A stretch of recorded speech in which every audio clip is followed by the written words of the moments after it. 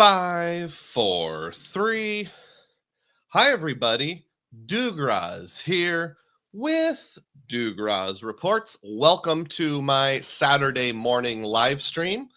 Today is Saturday, February the 8th, 2025, and I'm reporting live from my house. Good to see each and every one of you on board.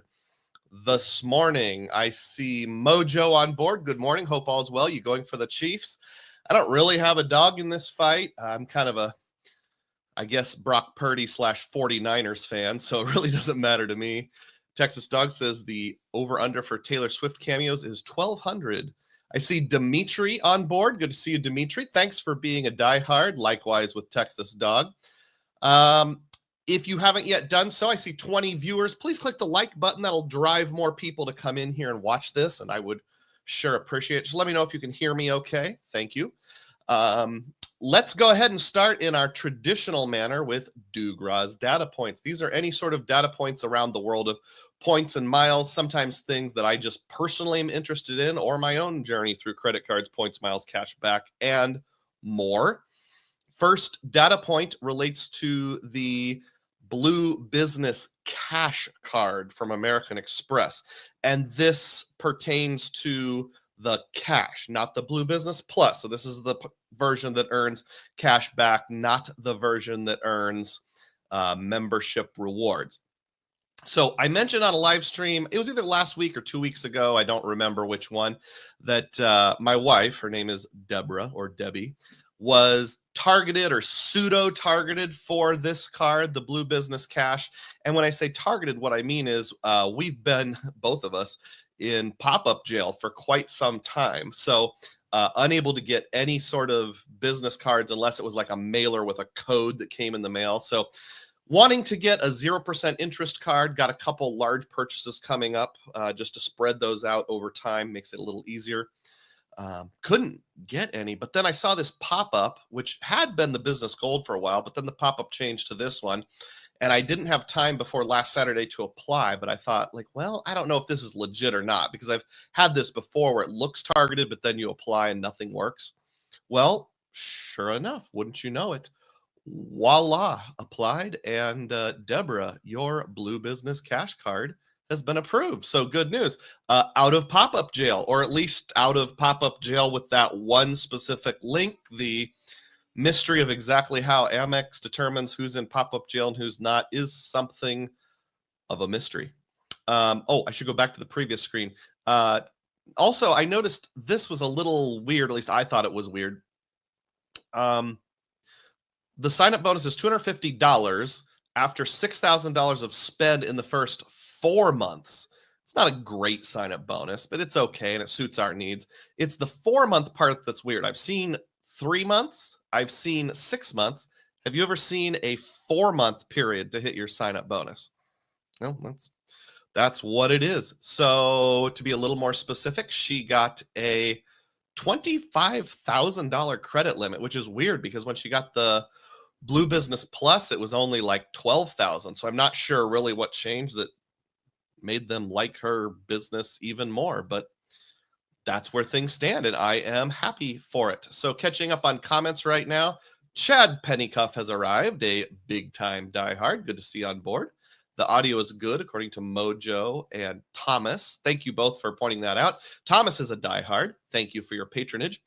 Tom Graber comes in with a $4.99 super chat. Celebrate. Thank you so much, Tom. I really appreciate that. You'll notice my background's a little different today. Last week when I went to the biology break, I accidentally changed the background instead of starting music, and I can't find the same background that I was using. So we've got green squiggles, which kind of blends in with Tom's super chat. And then Texas Dog Diehard Royale comes in with $1.99 for a super chat. Celebrate. Gotta go. I'll watch later. Hey, no problem. I know people have lives and stuff they gotta do, and I am very thankful for all the people who watch this after the fact. If you're watching this after fact, put a comment down below and just say, I like to watch these after the fact, because most of my viewers actually come on like Sunday and Monday. But I enjoy interacting with everyone here on Saturday morning. I try to make it a little bit podcast-ish. I'll certainly acknowledge people, but I also want to keep the content flowing, have content ready to go in advance so that it's not boring for people watching it later. And I hope that appeals to all of you. All right, so I am now going to go into a little bit of a personal story here. Those of you who have followed my channel for any length of time know that my family is going to Europe this coming summer. It'll be our glorious return to the United Kingdom. And then for the return flights, the plan was to hop across the English Channel to Frankfurt, Germany, and fly back on Condor. Condor is sort of a budget German airlines. It feels like the generic Lufthansa, but it's not. It's its own separate company. And they have an agreement with Alaska Airlines. I was able to find flights directly from Frankfurt into Minneapolis for 55,000 points each, which was tremendous. Then Condor had this thing where a lawsuit didn't go in their favor and they dropped a bunch of their routes, and that was one of them. And they were going to route me through Seattle, and they moved it back a couple days or maybe one day on a day that I wasn't able to travel, and it was just a mess. So I got out of that. I booked a not as good but good enough flight into Toronto with the mindset of I'll keep my eyes open and see what comes up. So there was an option very briefly to fly on Lufthansa on the 380. I didn't grab that fast enough. I was still debating it because I didn't have enough Air Canada points. I didn't want to do more transfers. And I'm like, I'll see what else comes along. Well, early this week, I think it was this past Monday, something better, or something that appeared to be better, did in fact come along. And this was on Aer Lingus. Let me share my screen here. So right there. Aer Lingus is this little symbol right there, kind of the green shamrock tail, and it's E. I don't know if that's a capital I or a lowercase L. I'm not sure. I think it's capital I. EI is their airline code. Aer Lingus going from Dublin, Ireland to Denver, Colorado, nonstop, and that was super appealing because when we were flying into Toronto, there are no direct flights from Toronto to Des Moines, Iowa, but there are direct flights. In fact, plenty of direct flights from Denver to Des Moines because that's a United hub. So I was like, this is going to be great. It was the same date. It was a time that worked for us. It avoids us having to get a hotel and an extra layover. And on top of all that, it was almost $100 cheaper per person in taxes and fees. Apparently, it's a lot cheaper to fly out of Ireland than it is out of Germany for whatever reason. So I'm like, hey, win, win, win. And I was thinking I could make these changes online. So I went into my online account on Alaska, set up the change, got to the very last step. Everything looked fine. Clicked the confirm button, and it basically said, we can't confirm this online. You're going to have to call us. And not only did it say that, but it was like the change had partially gone through, but not completely gone through. One moment. So sorry, folks.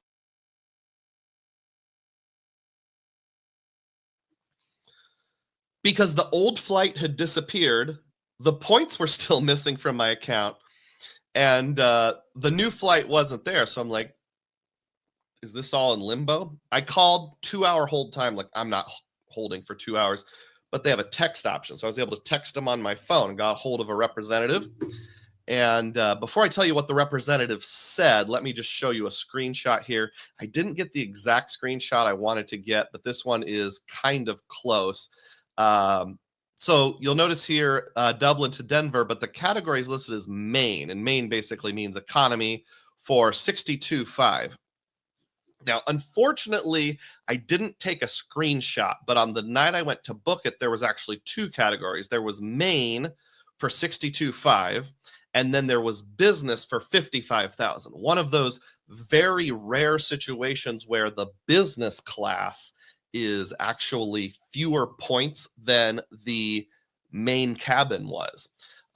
So I went online, got a lady, I think her name was Charlotte or something like that, did my texting with her, and she's like, yeah, I can book this for you, no problem. The only thing is, because it's a partner that's not part of One World, I can't like lock it in, or it's not guaranteed, but I can go ahead and do one of two things. One is I can either refund it from you and bail out since it's not a guarantee, or you can just let it go to this other team. It'll take 3 to 4 business days.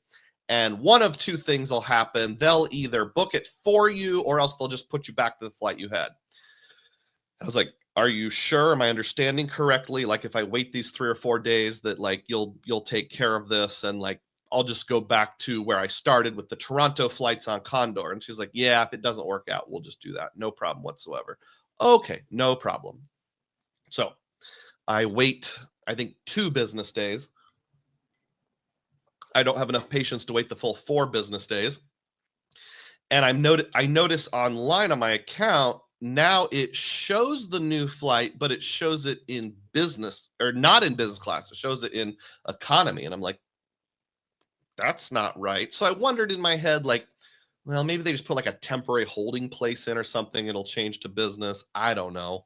The other thing I should mention is when I was going through this process with Charlotte, she said something like, now, just to let you know, it's going to be an extra 7,500 points per seat. And I'm like, oh, it must have gone up, because it was showing as 55, and that's the same as what the Condor flight was. So I was like, there shouldn't be any additional points. It's just a switcheroo. But I'm like, 7,500 points for exactly the flight that I want. That's not bad. So I just agreed to go with it. 2 days pass. I look at my website for Alaska, and it says I've got the flight from Dublin to Denver, but it's in economy. And I'm like, that doesn't seem right. So I hop on the phone again, start doing the chat function. And I was like, hey, this says economy. Is this fully done booking? And this time it's a guy. I don't remember his name. I'll call him Jake. Jake says, yeah, it's booked in economy. And I'm like, that's an error. Can you look at the previous chat history? And he's like, okay, give me a minute. So several minutes I'm on hold. It's not hold because it's a chat, but like nothing happens for like 20 minutes. And a couple times I'm like, you still there? Everything cool? And he's like, yeah, I'm still here. Just hang in there. So he comes back, long chat, and he says, I do see that these were booked into economy rather than business class by mistake. Sorry about that. Do you want to keep it? And I'm like, no, I don't want to keep it. I want the business class flights. Well, sorry, Mr. Rose. Those business class flights were never actually available. And he uses some different language, but what he says is that was phantom availability. There wasn't really any business class available for 55,000 points. And I think he's right, because I later went off to a couple other sites like British and American to see if they could book it. And neither of them could. It actually kept showing on seats.aero for like 3 or 4 days, which was frustrating, before it finally went away. So bottom line, long text chain. The previous representative changed my flight from business class on Condor into Toronto to economy on this flight. I can almost guarantee this is what happened. So on her computer, she had 2 different options. She had the economy for 62.5, and she had the phantom availability in business class for 55. Now, if you're in a call center and you're just processing through 100 of these a day, what do we know? Well, economy is cheaper than business class. So I'm guessing rather than carefully reading the labels, she just clicked on whichever one was cheaper, because 99.5% of the time, the cheaper points price is going to be economy.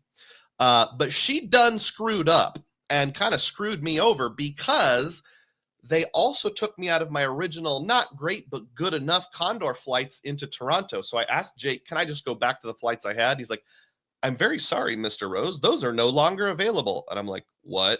So I went out and looked myself on seats.aero and Air Canada while we were chatting. Sure enough, in the day and a half, 2 days maybe, between when I requested the change and when I found out there was this mistake, we had all 4 available seats, and I grabbed them all. They went back into availability. Somebody bought 2 of them. So now I'm in the position where I don't have my original flight into Minneapolis. That was canceled due to the lawsuit. I don't have my good enough backup flight into Toronto because Alaska lost it. And I don't have this flight into Denver on Aer Lingus because it was phantom availability. So yeah, Alaska really screwed me over there. I complained to Jake in a polite way because I've worked in a call center before. I'm like, look, I know you aren't the one that messed up, Jake. Charlotte was the one who messed up 2 days ago.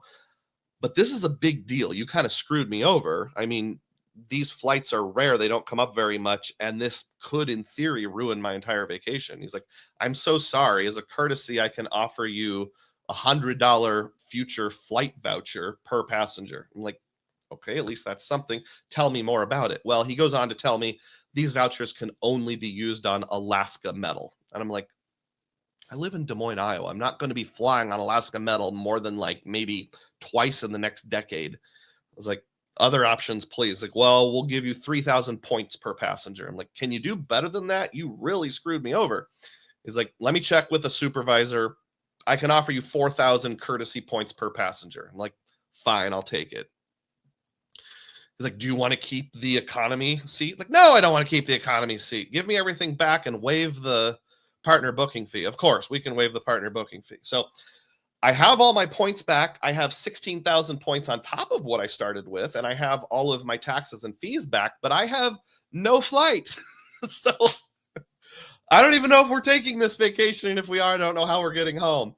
Now, I do think, like, when I look at Condor and like what's available, especially flying into Toronto or Montreal, the cash fares are wide open. Now, I think that's an airline where you have to pay to pick your seat, even in business class, if you are not using points. Because when I did it the first time before it all got messed up, I was able to go in and choose my seats. But a couple things I've seen online is if you're paying a cash rate, even in business class, say you're paying $2,000 a passenger, you still have to pay like an extra $50 to choose your seat.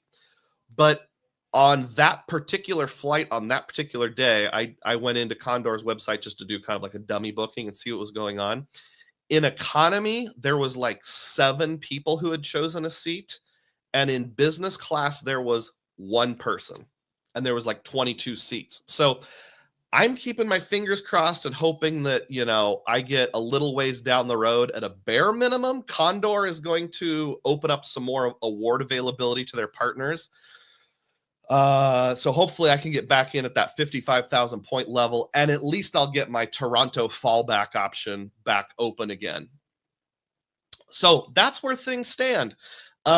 With that in mind, I'm also going to be on the lookout for other options, like if Lufthansa opens up again. Obviously, British is a terrible choice. I can't really afford to pay more than about $250, maybe $300 per person with those taxes and fees. I don't really want to go any further than that. So, that was a long story. And I've only got 2 days that we can, maybe 3, 2 days that would be good for flying home, a Monday or a Tuesday. And if it's Tuesday, it has to be a situation where I get all the way back to Des Moines by the end of the day, because one of my boys has an obligation early Wednesday morning. So our window of opportunity is just very narrow. Unfortunately, we don't have flexibility to just fly whenever, which is always one of those frustrating things when people are like, if you fly off peak, you can get great awards. Like, well, you know what? I'm not available on February 18th. Okay, let's catch up on comments. Matt Clausen says it's EI. I think that's what that says, although I'm still just as unsure. Good to see you, Matt. He's a diehard. Happy Saturday, says Ron Byrne, also a diehard. Thank you very much. And Matt says, I want to say it's the Irish name for the airline, or it's just a random 2-letter code like how JetBlue is B6. I think it's part of their Irish name, like EI is like a common suffix in Ireland, but I don't know. I'm not Irish. QC Man is here. How you doing, Quality Control Man? A diehard says phantom availability. Yep, you called it. It was. Matt says, Aer Lingus is hilarious. It's a wholly owned subsidiary of British Airlines International Airlines Group, a former One World member, but now has code shares and various agreements all over the place. That's a good point, Matt. And I was going to say, I put this on the Stack Your Points Discord. My opinion with booking using American Airlines, using Alaska to book partners is, if you're booking their actual One World partners, I don't think you'll have much in the way of problems. But it seems like with both Condor and Aer Lingus, I've had this problem where it's like they have to wait for confirmation of availability to come through. And if there's a screw up, like if they cancel an entire route or if they post phantom availability, you're completely at the mercy of that non-alliance partner. They won't rebook you on their own metal. One of the questions I asked Jake was, as a show of good faith, would Alaska be willing to book me on a different business class flight on Aer Lingus? Because there was one available with 4 seats like the day before. Even though it's more points, it was up around 100,000 points. And just, would you, as a show of good faith, since this was your mistake, be willing to do that? And he said, no, we can't do that. Period. End of story. Sorry. So be really careful when booking things other than their one world partners. I would also say if it's something where you have to call in or use their text system, you're taking a risk. If I'm booking it all myself online, like when I booked the flights into Toronto, I did that all online. Everything was fine. It was when I got a human representative involved that things got screwed up. Quality Control Man has gifted a Dugroz Report membership. Celebrate. Thank you, QC Man, going all Santa Claus there. If you got that membership, speak up. Ron Burns said, would you be willing to fly into Omaha and drive home from there? It looks like a shorter drive than Minneapolis. Yes, I would be. Carlin Robb says, what a nightmare. My go-to is to book through portals.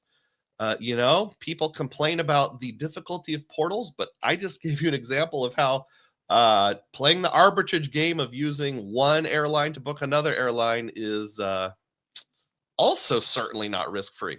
Ron Burns says EI is Emerald Isle. That's how I remembered it. Well, whether or not that's true, that's how I will also remember it. Chad says, this craziness is why I don't think it's worth it. Delta points on Delta Metal internationally works for me. You make a good point, Chad. Unfortunately, family of 4 and, my limited earnings potential means sometimes I have to take risks. James says, I stayed at a Holiday Inn Express last week, 20% Capital One point bonus. It was great. I got like 500 points from my IHG card and some water with chips plus late checkout. Well, James is, first of all, awesome avatar. I like that little kid there. Secondly, looking ahead to the theme of the day. Today's theme of the day is something about Holiday Inn and Holiday Inn Express and booking them. And is that the king of budget travel for points and miles fans? Maybe it is. We're going to have a lot of math today. Hopefully, Filmo shows up because I know how he loves math. 48 people are on board. Please click the thumbs up button if you have not yet done so. That helps out the channel dramatically. All right, some lighter fare. Let's keep going with the Dugroz data points here. Right now, you can buy Hilton points for half a cent each. Now, this was posted on Frequent Miler back on January 29th. I think this goes through middle of this month. So we might only have till the 15th or the 14th or the 12th. If anybody has the exact date this particular special expires, let us know. Hilton frequently throws their points up for sale for half a cent each. And that kind of ties in with the theme of the day, so I might reference back to that. If you're in the mood for buying a whole bunch of points, you can also buy Wyndham points for 0.81 cents each. I don't know when this one expires, so handle at your own risk. It was posted on January 30th. Hat tip to Frequent Miler for that one, and hat tip to also Frequent Miler for the previous one. So Hilton and Wyndham points both on sale at present. QC Man says hooray for math, and Ian Mascal has arrived. Also a diehard. Hello from I-90. How you doing? What state does I-90 go through? I feel like I should know that, but it's just not popping into my head right now.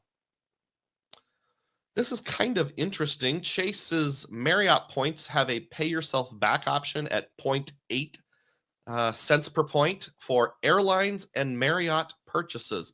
A couple people have asked me either on other videos or community posts or directly on Discord or something like that what my thoughts are on it. I don't know. Haven't really decided yet. As I understand it, you can only use this on the Bold card. Is the Bold card the no annual fee version, I believe? Correct me if I'm wrong. And it's only available on Marriott purchases themselves or airlines. There's a limit of $750 per year, which can be redeemed using this method.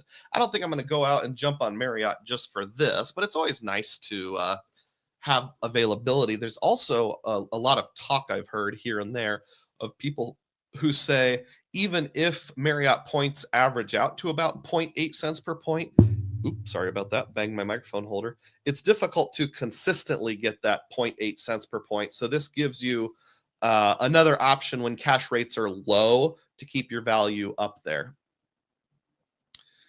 Matt says Chase would need to expand pay yourself back to other cards. And that's part of the reason I brought this up is I wonder if this is something of an experiment with Chase. Maybe they had a good profitable experience with Aeroplan once they put their cap in place, at least.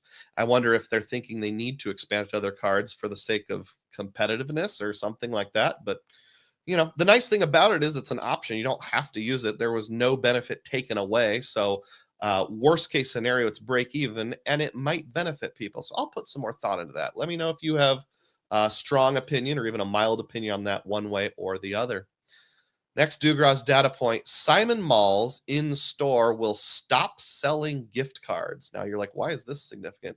It's not that significant, but I have done this a few times in the past. I don't have any Simon Malls in my general area, in the Des Moines area. In fact, I don't know that there's any in the state of Iowa. Maybe there are. But in Las Vegas, I did this in, where was I? St. Louis area? No, Pittsburgh area. I did this, and maybe one other place. I've bought is not a word, but I'm going to use it anyway. I've bought gift cards. They used to sell $1,000 prepaid visas. So if you're into manufactured spending and or strategic spending, it was a pretty awesome option. At some point, they lowered it down to their maximum in-store was $500, at least at the one in Las Vegas. When I went to the creator meetup 2 Labor Days ago in 23, that was the last time. I actually used it towards my sign-up bonus on my Capital One Venture X card, if I remember correctly. So that was kind of cool. $1,000 gift cards. I think I've still got them in my closet somewhere, but sigh, those days are over. I know that only affects a small handful of people, but wanted to mention it anyway. One more nose blow here. I apologize.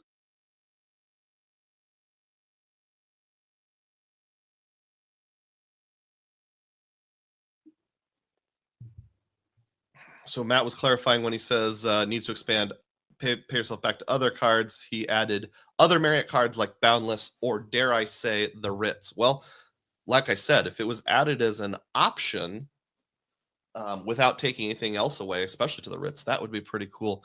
I put out a video on Tuesday this past week of my thought of adding the Marriott Ritz card to my folio and how that would go. So that would be a good option to have, certainly, especially if you have just like if there's no minimum redemption and say you have like a handful of Marriott points, you only have enough to get like $30. Stay at a Marriott, pay yourself back to apply it towards that. Rodrigo Mendez is here. How you doing, Rodrigo? And here's Rodrigo's question. Does Aeroplan going dynamic pricing affect pay yourself back in any way? So I didn't include this in my data points because I'm still kind of digesting it. If I understand correctly, Aeroplan is going to use dynamic pricing for some of its partners, the big one being United, starting in March. As I understand it, that should not affect pay yourself back in any way whatsoever, because pay yourself back has nothing to do with an award chart. It's just 1.25 cents per point. So it shouldn't have any impact whatsoever. Next Dugroz data point. This is a personal data point, and I thought it was just kind of funny. Last week, Capital One sent me an email about my Venture X card with my year in review, and it shows just some statistics. It said I earned 27,756 miles during last year, 2024, and that's worth $277 towards travel. Yeah, if you use the travel eraser, if you use transfer partners, might be more than that. Travel credit used, $300 of $300. Well, of course I used it all. I think I used it all on a rental car, but don't quote me on that. That might be wrong. Yeah, I think I used it on the rental car in Washington, D.C. And this is kind of funny, is they said Total value $577. So what they're saying is the $300 portal credit plus the miles that I earned, I got a total of $577.56. Come on, Capital One, that's a little disingenuous. That would be like if I wanted to buy a Airbnb gift card and a representative from Airbnb knocked on my door and said, "Hello, I'd like to sell you this Airbnb gift card for $300. Okay, how much will you sell it for? $300. Okay. I wouldn't agree to it, but let's say I did. It's like, well, you have to get into our special program in order to have it. And then the guy's like, boom, you just got $300 in value. It's like, how did I get $300 in value? I gave you $300 and you gave me a coupon worth $300. That's not $300 worth of value. That's just you dedicated $300 to your program. So it's funny how, banks and businesses will use that funny math to determine the value. We're going to charge you a $400 annual fee. We're going to give you 10,000 points, which according to our math is worth exactly $100. And then we're going to give you a $300 coupon and say, hey, you got $400 worth of value. Now you wrote us a check for $400 to get that value, but so be it, Jedi. Quality Control Man says, unfortunately, I feel all these programs will eventually go dynamic. When Hyatt finally does, credit card YouTube will lose its collective mind. Hopefully that's a few years away. Indeed, we will lose our collective mind, no doubt about it. I'm moving my camera down because I feel like slouching today. And I keep getting hidden behind the comments. What is next, y'all? Oh, okay. So this is my American Express Business Gold card. This is the, what do they call it? White gold, creamy gold, the faded gold, kind of a disappointment in color version of that American Express Business card. And this guy had the annual fee post in January. So my decision of keep, cancel, or just renew or go for a retention offer or whatever came up. And I decided not to retain it. I did use chat and ask for a retention offer, and they offered me one, but it wasn't very good. I think it was like, we'll give you 15,000 Amex points, which is, penny points, that'd be $150. And of course you can value it more than that. If you spend, I think, $6,000 in the next 3 months. And I'm like, that's not good enough. You got any other offers? They're like, nope, that's the only one. Take it or leave it. And I was like, nah, I'm going to leave it. Part of the reason is I'm working on the sign-up bonus for an Ink Unlimited right now, a sign-up bonus for my wife's new Aeroplan card right now. So that's like, I think 4,000 and 6,000 spend, of 4,000 spend. And then I've got that American Express Business Cash card.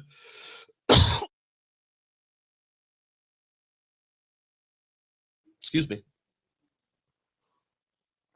So I just don't have a lot of bandwidth to do more high-level spend. So I let it go. And I actually didn't let it go. I downgraded to the business green. So I just want to show you what that looked like. Bing. So one interesting observation is February 2nd or 3rd was the day I did the chat, because I only had like 3 days left at that point. I didn't want to miss it. On February 1st, I went out to Staples and bought a $30 Amazon gift card to get my credit. It actually hadn't posted yet. It didn't post until the day after this, but then it retroactively credited to February 1st, even after I product changed it to the business green. So that's just a good data point. I don't know if it'll always work this way, but like, you have a card that has a certain benefit, you make a purchase, you product change like a day or two later, it'll still retroactively apply that credit as long as it was in force at the time. At least that's the working theory. So they grabbed an auto pay from me before I made this commitment. So now I have a big balance on the card. $375 is the annual fee, and that was down here in January, so it's not showing. But of the $375, they gave me $349.31 back. And then the annual fee on the business green is $95. And they prorated that and charged me $88.01. And if you do the math together, that nets me out to $113.70. So $375 annual fee minus The 349.31 credited back pro rata. The new fee pro rata 88.01 cost me $113. So it cost me around, the fact that I didn't do this early on in once that annual fee posted cost me about $17. So I got the business gold credit on February 1st for $20, lost $17. So hey man, I came out ahead about $3. The logic for why these off amounts is, and I think I knew this, but I had just forgotten. If you cancel a card within that 30-day grace period, they give you a full refund. But if you product change it, they prorate it to the exact day. And I asked the chat representative why it was such an off amount, and they said we prorate it to the exact day. So like if you're 14 days in, we'll take 14 over 365 and subtract that from what the annual fee refund would have been. Matt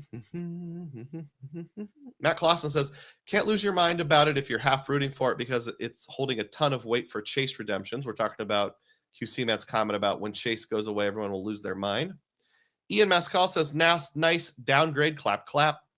QC Man indicates that it was a sucky retention offer. It indeed was a sucky retention offer. I mean, 15,000 points for like $6,000 to spend. That's not great. If I was planning to keep the card anyway, and I was going to be using a lot of it at places where you get the 4X, I would have, but that was not the case for me. I basically almost never use the card. Oh, and I should have mentioned the reason why I'm retaining the card is I want to keep one business charge card open because when we get closer to the end of the year, I might do the upgrade downgrade game. The sledge strategy, which he showed us on the personal platinum, like going from a personal platinum to a personal green, back up and down, always going with those prorated annual fees. You get all the benefits with a lower annual fee. I'm pretty sure you can do the exact same thing with the business version. Also, I'm hoping somewhere between now and the end of the year, Amex throws an upgrade offer at me, like, say 30,000 points to upgrade to the gold or 40,000 points to upgrade to the business platinum. I would totally do that, assuming I have the spend bandwidth. Mi Hermano has arrived. Cesar Joel, the man, the myth, the legend. Mi Hermano Doug, thank you. Appreciate that. QC Man says, Matt, but if it happens, that doesn't mean Chase will be spurred on to do better. They could just make the program worse and nothing more. Again, referring to Hyatt. Ian says, you probably already have an upgrade offer on your app. I wouldn't be surprised. I wouldn't either, but I haven't gone looking for it since that happened. That was just like Tuesday or Wednesday of this past week. All right, we're almost done with the Dugroz data points here, and then we'll get into our theme of the day. This is just a channel update or channel hat tip, I guess you could say. YouTube Studio sometimes tells me who I should thank. One of the people that I should thank is Cesar Joel. Hey, that's good timing. How you doing, Cesar? Has made over 100 comments in the last 12 months. And then also Robert Jarrell has made over 100 comments in the last 12 months. So thank you to both of you guys for helping out the channel. Samuel Benton says, I currently have an upgrade offer from Business Gold to Platinum for 10K of spend and 120,000 points in 3 months. That would be worth doing. Man, 10K for 120,000 points without even having to apply for a new card. Solid. Hope I get something like that. Although I don't want it to be until like April, May, or later, because right now I have too much to go through. By the way, Samuel, thanks for being a diehard. I'm not sure when you joined. I didn't pick up on that, but I really appreciate your patronage. QC Man says, and here I thought you actually liked the business green. No, the business green is like possibly the worst Amex card there is. It's just a placeholder. If I remember correctly, it gets 1 MR point per dollar on everything. And if you book through their portal, you get 2 MR points per dollar. And that's it. That's the whole card. It's almost like they keep it alive, just like, oh, well, we got to have something for this slot. Cesar, thanks again for your 100 comments a year. That's a good pace at which to make your comments. Next data point is something where someone in our community is asking for help in the sense of clarification. This came from a commenter named New Again. And and I don't remember exactly what video this was even on, but he asked this. Seriously, the Amex travel voucher really has soured my view on them. It's really time consuming and not enjoyable. And here's what he or she is referencing, as the case may be. I think I mentioned I've got a repositioning flight from Minneapolis to JFK or LaGuardia, excuse me, for our family summer vacation, and there was only 3 seats available through Alaska, so the 4th one I booked through the Amex portal. Amex told me that it's not a refundable flight because the refundable rate was way higher. It was my wife's business platinum, so I got that 35% point rebate. It was a good ratio and all that. It was like 1.5 cents per point. If I end up having to cancel it, I don't get charged a fee, but I also don't get a refund. It's a changeable but non-refundable flight. So what would happen is I would get a voucher or a credit or a coupon or whatever you call it to get a different American Airlines flight through the Amex travel portal. So what New Again is saying is the vouchers are time consuming and hard to use. And if I remember correctly, he said you can't even use it online or self-service it. You have to call in to Amex Travel to apply that voucher to a different flight. So that's annoying. And also he asks, I wonder if the Chase travel voucher is also self-service. That would win me over. I don't have time and energy to call customer service representatives to rebook, and Amex adds a small fee. There's an in-person booking fee, if I remember correctly. Now, would they waive that? I don't know. So I'm asking for help from you if any of you know. First of all, if you have to do that, a non-refundable but changeable fee, does Amex let you self-service? And then follow-up question, does Chase let you self-service, or do you have to call in?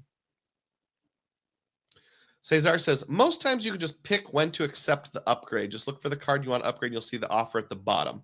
Oh, we're talking about offers for upgrading Amex cards, not this particular question, which is good to know. So I will just look for the card I want and look for an upgrade offer. We'll see what happens. Hopefully that'll be around come late spring or something like that. Jacob has arrived from Jacob's Points and Profit. How you doing, Jacob? I might do the same with my business gold and downgrade to a business green. We might get some interesting perks if Amex decides to refresh that card this year.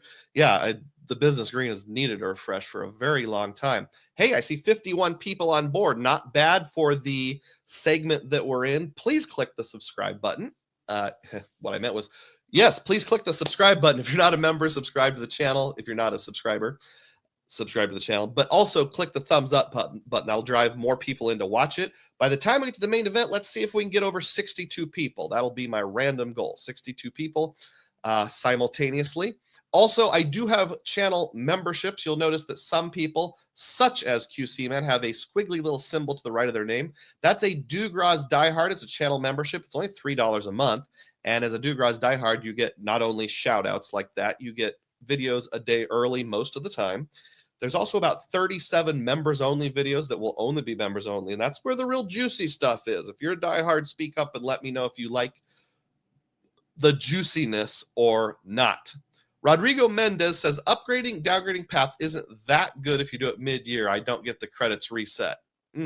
That's interesting. Hey, New Again is here. I just joined in, waiting to see if Chase allows user to access or apply travel vouchers online ourselves. I don't know the answer, but I told you I'd bring it up to see.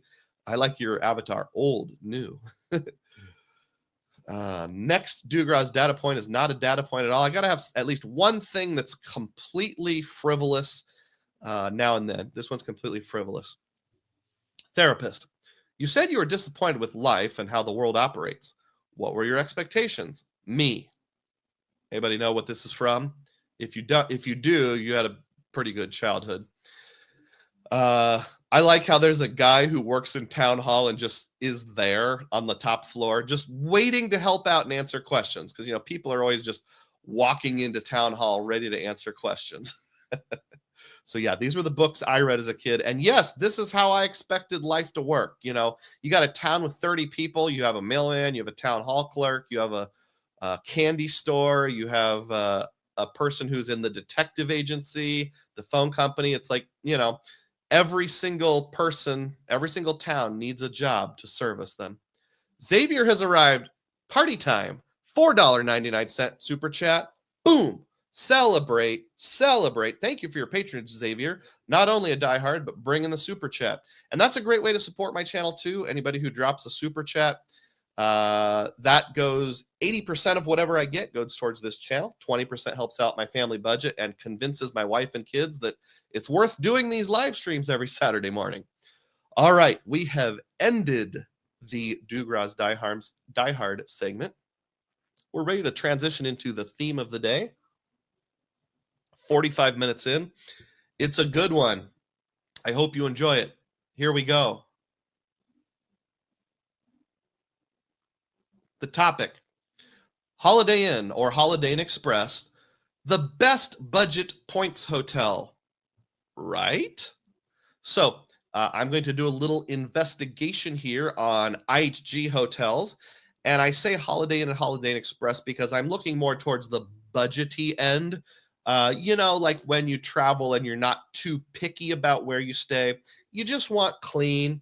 You just want comfortable. You just want quiet, maybe a decent breakfast. I had thought, Holiday Inn and Holiday Inn Express are sort of the king of those categories. Vincent Pascal has arrived and right away slam dunks a $1.99 super chat. Thank you, Vincent. And celebrate. Celebrate. I appreciate it. I've stayed at some of these before. So now Holiday Inn Express is probably the more budgety of the two. In the top left corner, we've got Las Vegas, Nevada. No. Yes, we have Las Vegas, Nevada in the top left corner there. We have Foley, Alabama. That's really close to like Pensacola, Florida in the top right corner. One of these, I don't remember which one. I think this one here is Winona, Minnesota, just kind of in the southeast part of Minnesota. My family went there for a weekend getaway, stayed at a Holiday Inn Express. Perfectly cromulent. Bottom left is Peoria, Illinois, on the way back from a church activity. We stayed there one night. Again, perfectly cromulent. Or maybe that's the next screen. I don't remember if that was a Holiday Inn or Holiday Inn Express, but regardless, here's a Holiday Inn that I stayed at in the outskirts of St. Louis, actually on the right bank of the Mississippi River, or the Illinois side of the river, east in, I think it was called Fairview Heights, Illinois. Don't quote me on that. Just needed a place to stay after doing some exploring south of St. Louis. If you remember, I went to that French recreated Fort du Chartres in southern Illinois. On the way back, I stayed here. This was in the year 2020, which is why the food looks kind of weird. I remember, and interestingly, on my computer, there's an advertisement for a chicken sandwich or something. This was in like October of 2020. We were still dealing with the COVID pandemic, and there was like maybe 10% occupancy in the hotel. And the front desk clerk was also the waitress for their restaurant. And they served a lot of things in like paper disposable cups, plasticware for the salad. I think this was, I don't remember if this was a disposable plate for my steak or not. It might have been. They didn't have fountain pop. They gave me the pop in bottles. Not that I want to go down the route of reliving COVID, but I just remember that meal was weird because, like, she said, for your beverage, you can just go over to the pantry and pick out any bottle of pop you want, because like they didn't have their fountain pop dispenser. This was when we were suspecting or thinking maybe one of the ways COVID was transmitted easily was through touch, which ended up not really being true for the most part, or at least very little. Peter Rabbit, yeah, it was a rabbit salad, big time. So that was just an interesting memory, but that's off topic. We're talking about Holiday Inn Expresses, and we're talking about Holiday Inns. So let's set up a hypothetical example. Do you remember last week in the live stream, I did poor boy points and miles, and the premise was like, let's say that issuers buckled down and you can no longer get juicy sign-up bonuses. So you got to earn everything through regular day-to-day spend. So I was going to do like a Valentine's Day special focused on like couples travel. And I was going to say, let's say the wife and I head off to New York State, kind of in the Adirondacks area, where you see here on the screen, we've got Albany. I may have put that on the map wrong. I did it manually. So if there's any New York State experts like Mojo or Matt Clausen or any of the others here, and I did it wrong, just let me know. But I think, close enough. David Gomez says I'm doing great. So I'm going to roll with it. Thank you, David. Appreciate your support. Let's say the wife and I want to go to upstate New York. And I was thinking about couples travel, but this topic ended up taking a very different path, which is how I ended up on the topic of, is Holiday Inn and Holiday Express IHG still the king of budget travel on points? Well, Rodrigo Mendez says, in my opinion, Wyndham is the best budget point hotel. I'm a Wyndham guy. Hold that thought, Rodrigo. We're going to loop back around because there's going to be some comparison a little later on. So we want to go right there where that triangle is. I've got some family members that are from there originally. That's where Mike Tyson grew up. Very important area. But more importantly, who doesn't want to visit presidential graves? One of my fun hobbies that everybody loves is visiting the graves of every former president. And I've got some under my belt, but you could pick up a whole bunch of ones in the area around Albany. So in Albany itself, you've got Chester A. Arthur, and that's his grave over here. This really weird grave with like a statue of an angel. Down here near Poughkeepsie, you've got FDR. Up here in Vermont, you've got Calvin Coolidge. And then this is supposed to be the 8th president, Martin Van Buren. They put it in the wrong spot on the map. It's really like, need to drag it over. Whoops. Right about here. It's just south of Albany in Kinderhook, New York. His nickname was Old Kinderhook. You at least get it in the right place, random internet person. So let's say you want to go with your wife, a very romantic couples trip, finding presidential graves. I mean, that sounds pretty romantic to me. So you're going to check out the Holiday Inn Express in Albany, New York, and you're going to go on April 25th through 27th. That's this coming April 25th, 27th. This is all based on real, actual data for this coming April. That's 2 nights, and that comes to 34,000 points per night. You would need 68,000 IHG points total to pull this off.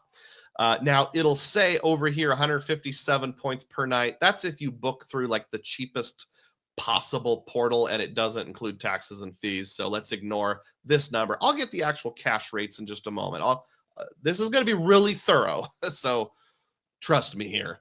4.1 stars, not bad. Not the best, not the worst. All right. Well, hey, let's catch up on some comments here. Green hasn't been refreshed. No, to the best of my knowledge, Matt confirms that neither have been. Hey, John R. has arrived, a Dugroz diehard, and Mr. Consistent shoots and scores $1.99. Celebrate. Thank you so much. John says out running errands, had to drop in and support. I appreciate that. No harm in catching up later. Click the thumbs up button so lots of people want to watch this later if you've not yet done so. Matt Clausen says, that's basically Albany on the dot. Solid work. That was plotted in about Rensselaer, Albany County.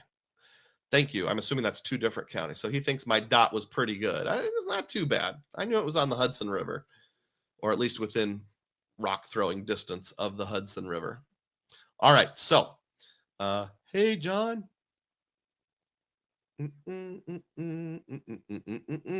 Let's resume. All right. That's just my proof that this particular Albany destination is 34,000 points per bedroom per night. Couple travel, so a king-size bed should be more than sufficient for you and your sweetheart to go check out those presidential graves. 34,000 points per night. Math time. So yes, there's going to be a whole lot of math going on here. And in addition to there being a whole lot of math, no rookies allowed. And of course, rookies are allowed. Anybody can watch this video. But here's what I mean by this. I have noticed in a lot of videos where we're talking about like best hotel chain, best hotel credit card, those sorts of things, there's a whole lot of anecdotes, features, and reading the internet. But if you don't actually take the time to do the math, you don't really know how things are turning out. So if you are very lighthearted and not someone who, if you just want to have a story told to you, this may not be for you. But if you're like, I want proof, I want evidence, I want math, you're going to love this. Let's keep going.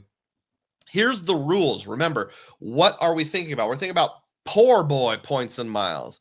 So we're pretending this is a scenario where you're not able to get any new subs. You're going to do this all through normal day-to-day spend. And you can run $50,000 a year through credit cards. You're just sort of an average Joe or an average Jane. You're not a small business owner. You're not paid to travel and then reimbursed. You really buckled down. You found $50,000 of spending you can put on credit cards every year. No manufactured spending, no buying gift cards and reselling them. But you can tweak your categories within reason. So you're not allowed to manufacture spend, but you can go to Staples and buy a gift card and then use that gift card to pay your utilities. So manufactured spending is not allowed, reselling is not allowed, but strategic spending is allowed. I also said you get $2,000 a year in family budget cash. That doesn't really come into play today, though. We're just looking at the hotel expenses. Oh, yep, finally, Filmo has arrived. Am I in time for the math? Math time. Yes, you are just in time. Whew, man, you cut it close, though, Phil. You got to get here earlier every Saturday. Good to see you on board. So back to that Holiday Inn Express in Albany. I believe I already showed this slide. Sorry, it is a duplicate. If you prefer to pay cash for those 2 nights, you're going to be getting $482 as your total expense. It's down here in the corner. It's kind of hard to see. I apologize. I should have made that bigger. Holiday Inn Express and Suites Albany Airport, Wolf Road. It's on Wolf Road, so they named it Wolf Road. $481.87. I'm going to round to the nearest whole dollar in these videos. That's $482. And if you're thinking what the cents per point comes out to, that's 0.7 cents per point. So what we know is this is a pretty standard, solid IHG redemption without using fourth night free. This is exactly where I value IHG points, right at 0.7 cents per point.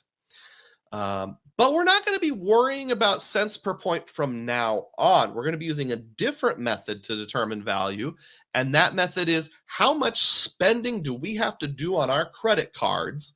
And I'm going to look at lots of different options to earn the 2 free nights that I need to make this happen.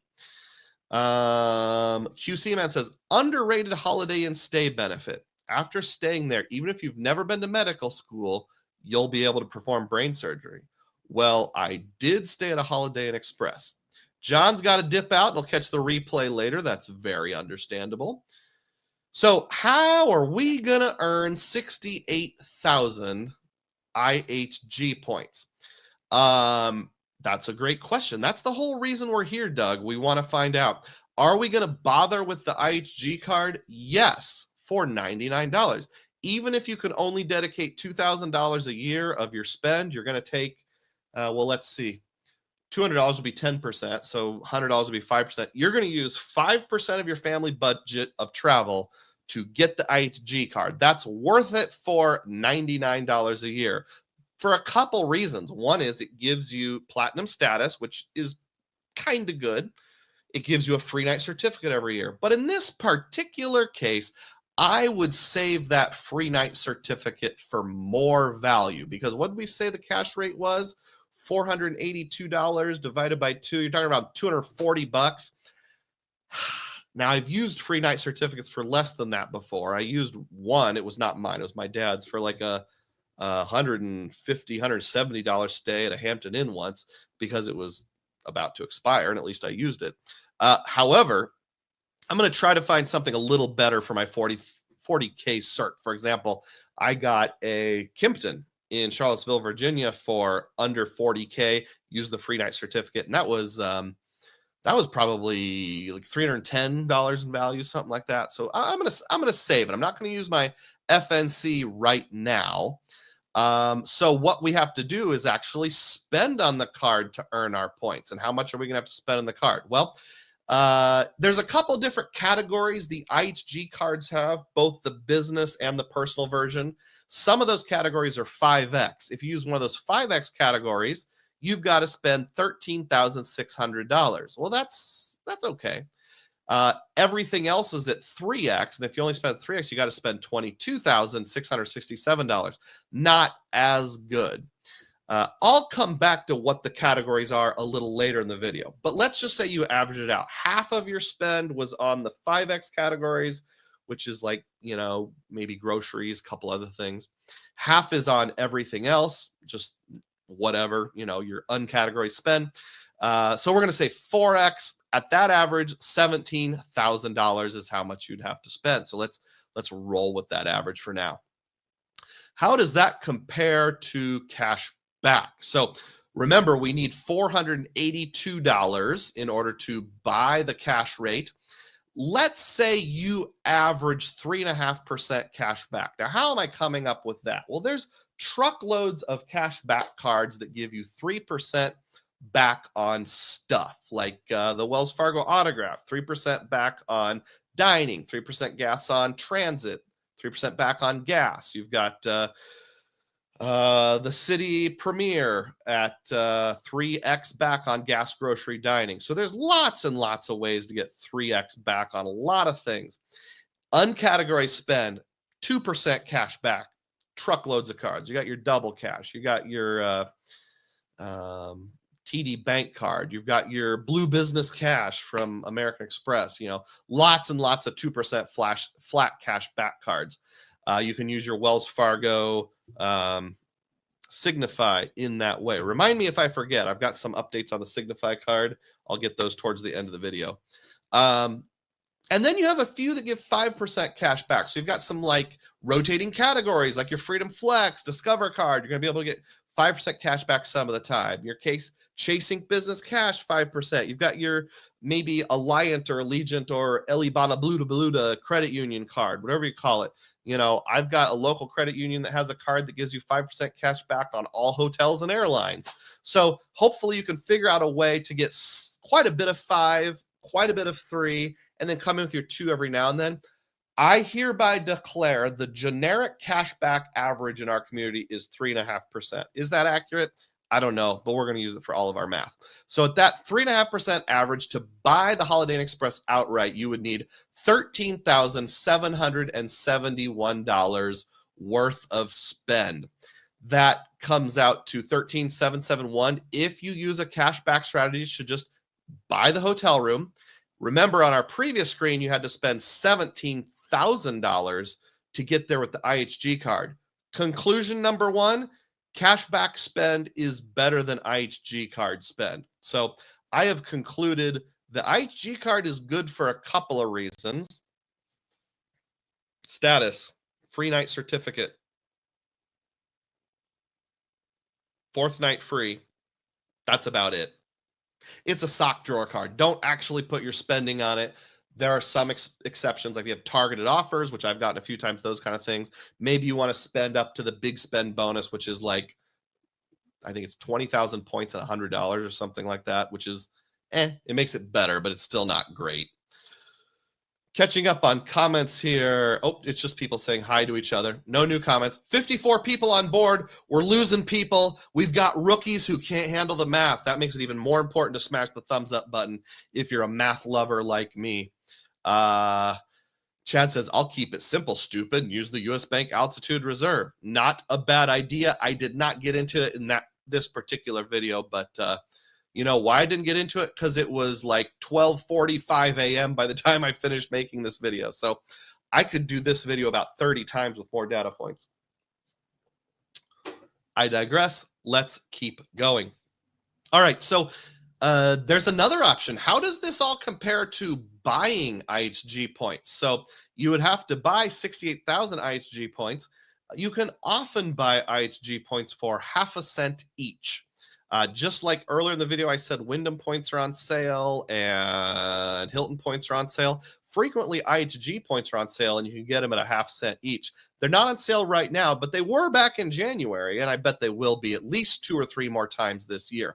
So if you wait for those points to go on sale for a half cent each, 68,000 points times 0.005 cents per point is $340. So you need $340 in cold hard cash back to get it.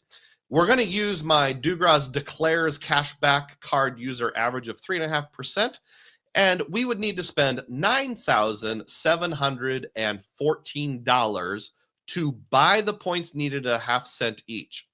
So that's $9,714 of spend with the buying points strategy. Remember, $13,771 of spend with the cash back strategy. So, and putting your spend on the IHG card was even worse. So buying IHG points as a strategy is better than a traditional cash back strategy. You can only spend $50,000. Remember, when you're having poor boy points, you can only spend $50,000 a year. So if you want to spend as little as possible to get the same 2 nights in this Holiday Inn Express in Albany, this is the way to go, is buying IHG points and just using cash back to have enough money to buy those points. But Doug, what about the points earned on the paid stay? By the way, Allie says, I love the math. Keep it coming. I sure will, Allie. No problem. So remember I said I would come back to the card and what it earns and some of the benefits and those sorts of things. So one of the criticisms of IHG, and I think maybe Marriott does the same thing, don't quote me on that, is it says you can earn up to 26 points per dollar at IHG Hotels and Resorts. They're criticized because only 10 of those points come from the card itself, 6 comes from the status that goes with the card, and 10 comes from being an IHG member. Since anybody can sign up for membership, I think at best you should really advertise this as 16x.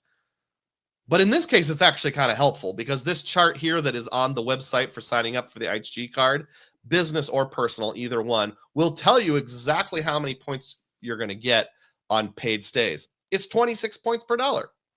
So let's do the math on that. So remember, the paid rate was $482, and I'm going to earn 26 points per dollar. I'm going to earn 12,532 IHG points on this stay, this one right here. So we're going to value that at a half cent per point, and that's fair because really we're just, say you do a paid stay this time, and next time, instead of buying points, you get a half cent per point fewer points you have to buy. So that saves you $63. So that 12,500 points is worth $63. So you've got your gross paid stay of $482. If you think of how much those 12,000 points are going to save you on a future stay, you're going to net $419. I took 482, I subtracted 63, I did the math, I came up with 419.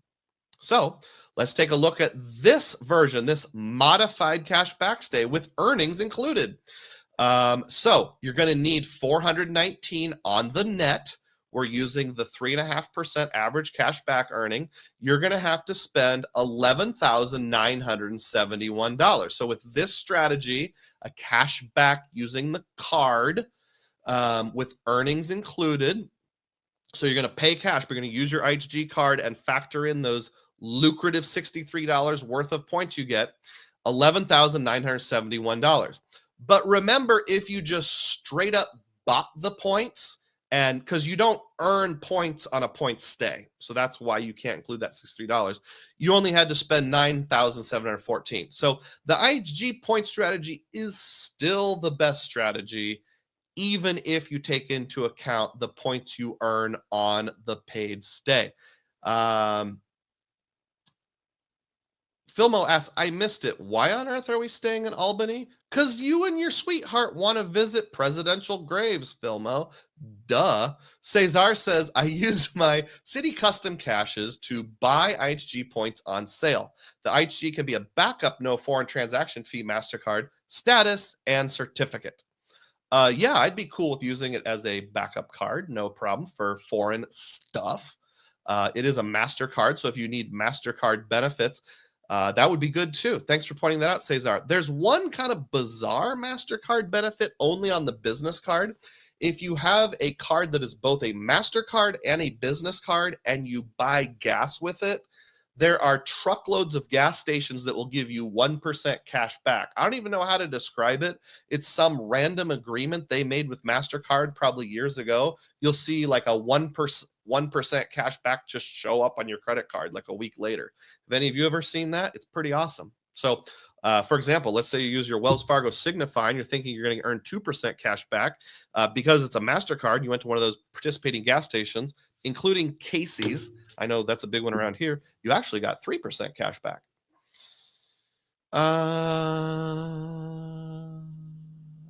Yeah, Chad is with me. A romantic weekend getaway with the wife to visit presidential graves. He says, by the way, this is a real points and miles expertise. How much spend does it take to get what I want? Philmo, thanks for being conciliatory. My bad, of course. I can drive to Albany in 2 hours. Well, hey, see you there in April, Philmo. We'll go look at Martin Van Buren's grave together.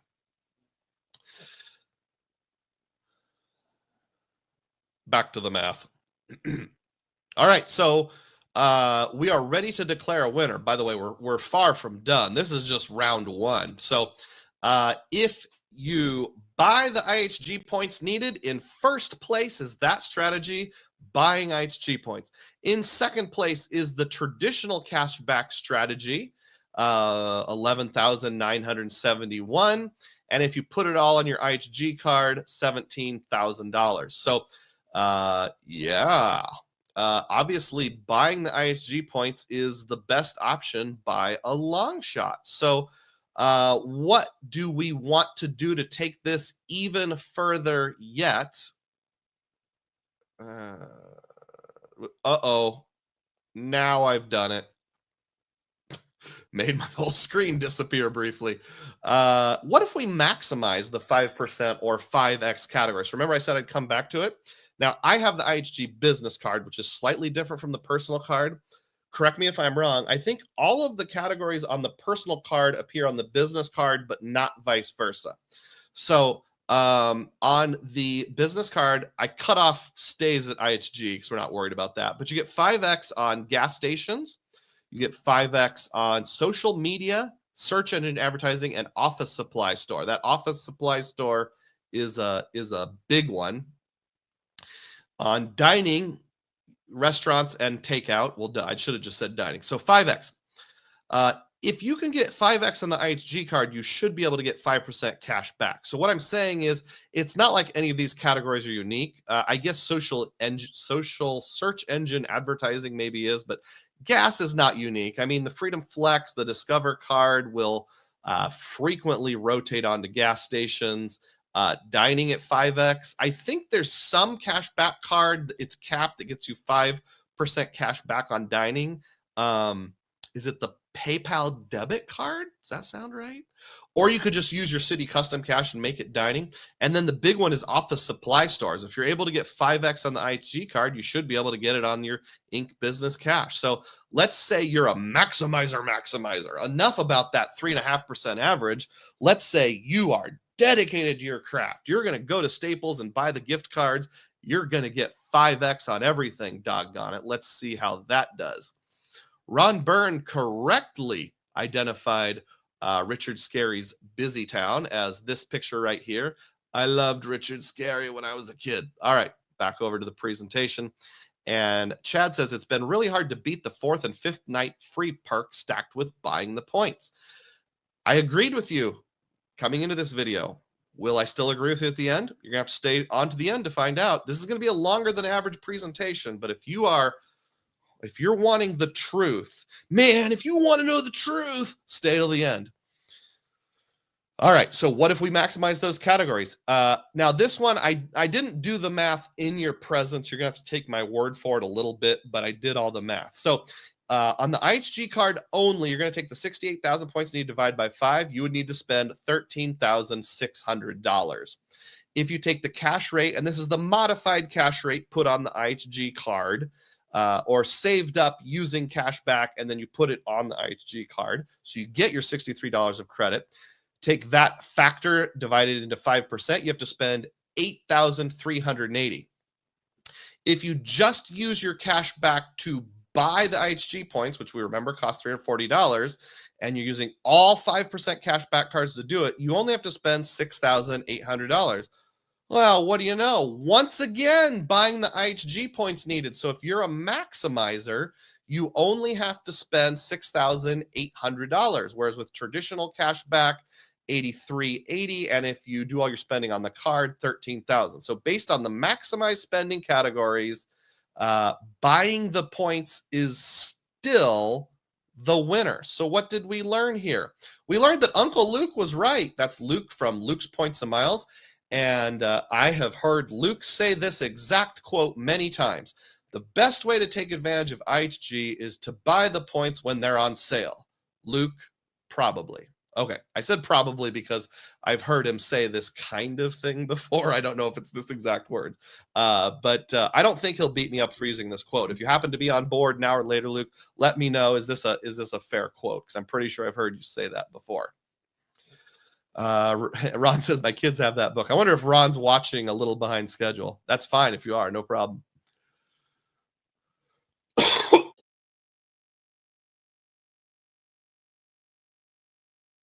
So originally, this is where I was going to end the presentation. I was going to go to some other IHG properties and be like, let's do the math here, let's do the math there.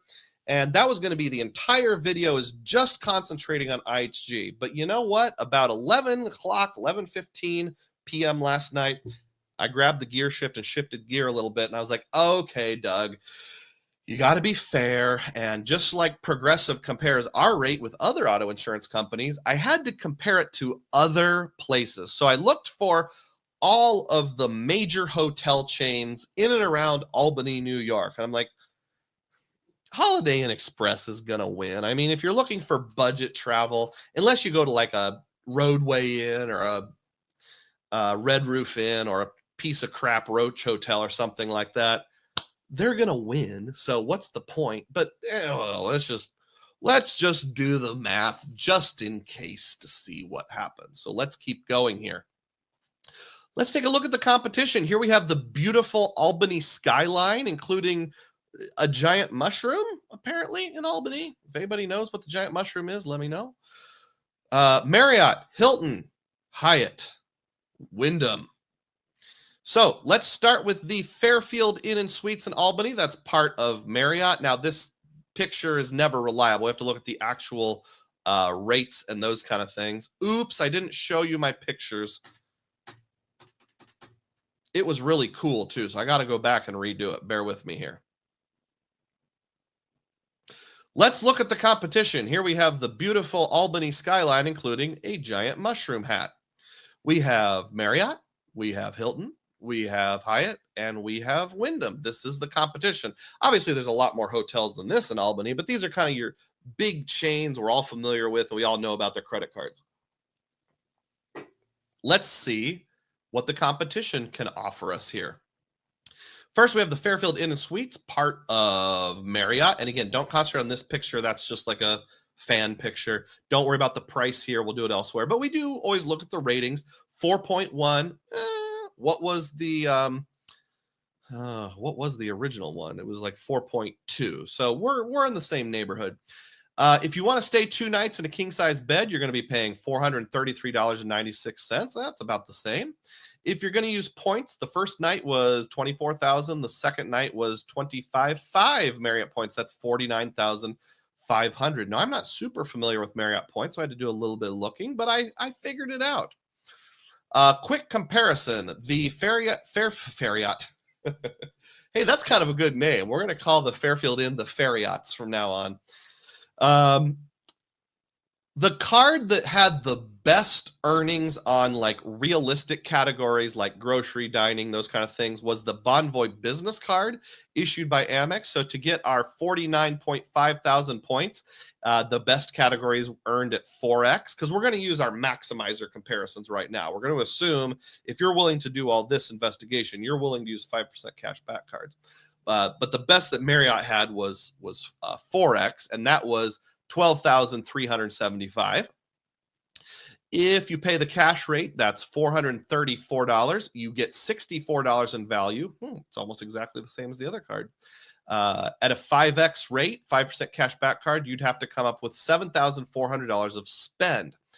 We also know that Marriott will transfer from Chase to Marriott 1-to-1. So, hey, what if you use your Chase Inc. business cash to go out and buy the points? So instead of getting 4x on the Bonvoy card, you're going to earn them on your Inc. business cash. You're going to go to Staples, buy all the gift cards you need to do your everyday spending. Well, to get you to 49,000 Chase points, which become Marriott points, you'd have to spend 9,900. So actually, cash back is better in this case.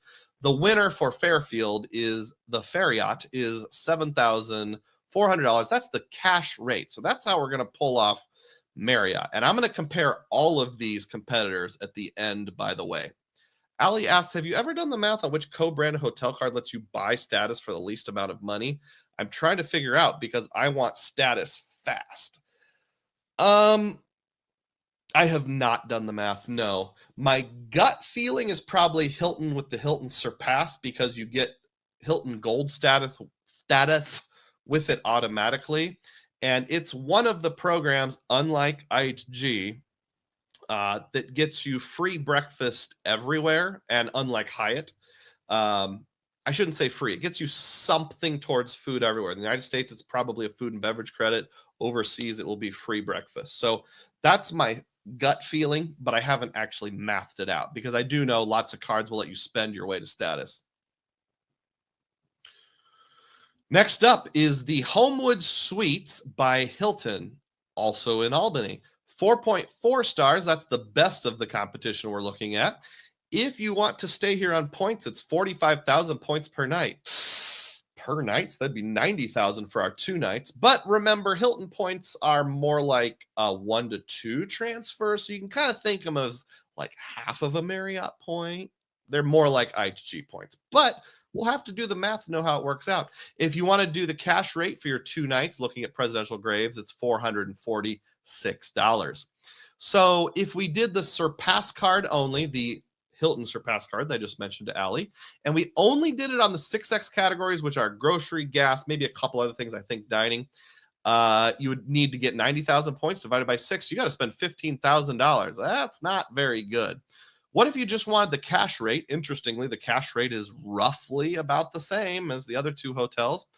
And you're going to have $67 in value from your Hilton status. Again, I'm not going into details. I'm breaking it down, but trust me, I looked up the status, what came with the card, and what came with your base rate, the modifier, applied it all in, $67 in value. At 5% cash back, you'd have to spend $7,580 on cash back cards to get there. If you wanted to buy Hilton points because they're frequently on sale for half a cent each, including right now, we looked at that back in the Dugroz data points, you would need 90,000 points. You buy in at half a cent each, you'd have to get $450 worth of points. To earn $450, you need $9,000 of spend at 5% cash back. I did think to myself, I will occasionally transfer points from Amex to Hilton, and I always wait until there's a 30% transfer bonus, so that effectively becomes a 1 to 2.6 ratio. Let's say you had the Amex Gold card or the aforementioned Business Gold card, because it has some 4X categories too. With that ratio, you're going to need 34,615 Amex points. Divide that by 4, that's $8,654 worth of spend. Now, that was pretty revealing. I actually thought maybe the best way to get Hilton points or Hilton stays was to use the card, wait until there's a big transfer bonus, but actually cash back is superior. Now, obviously, none of this takes into consideration sign-up bonuses, and we know Amex loves giving out sign-up bonuses like candy. But if you're just basing on everyday spend, Even with Hilton, the cash rate is best. Just to have a cash back strategy and pay the cash rate, $7,680. Hey everyone, glad to be here, says the Rewards Master. How you doing, Rewards Master? Good to see you on board. I've enjoyed a couple of your videos lately. Check out his channel if you've not done so recently. We're doing a lot of math today. Hey, we got up to 60 people. There must be more math lovers. Click the like button if you've not yet done so. Let's see if we can meet our goal of getting over 62 simultaneous viewers. Just proving the points. Credit card nerds love math. Some do. There is a Hyatt in Albany. There's just one, as far as I know. It's a Hyatt Place. It's called the Hyatt Place Albany Downtown. Comes in at a solid 4.2 stars. It's kind of orangish. Looks nice. Anybody ever been there? If you want to get 2 rooms, it's going to cost you $337, including taxes. Kind of weird that it's about $80 less expensive than the Hilton or the Marriott, but it is what it is. If you want to get the king bed on points, sorry, it's kind of a small graphic. You would have to spend 6,500 points. Whoa, that seems super cheap. Well, yeah, Doug, it seems super cheap, but we all know that, Hyatt points are worth more, but they're also a lot harder to earn. I mean, you don't earn as many on the card, so it's probably not going to be that big of a deal, right? There's only one way to find out. Do the math. So, will I use a Hyatt card? Nope. But it helps with Discover status. I would probably have a Hyatt card if I was doing nothing but poor boy stays, just because I want to have the Discover status. Helps a little bit with your earnings, and I would want to have that free night certificate. But I'm not going to put any of my spend on the Hyatt card. I'm not going to look at it. Why? Because the best earnings you get in the Hyatt card, other than Hyatts themselves, is 2x.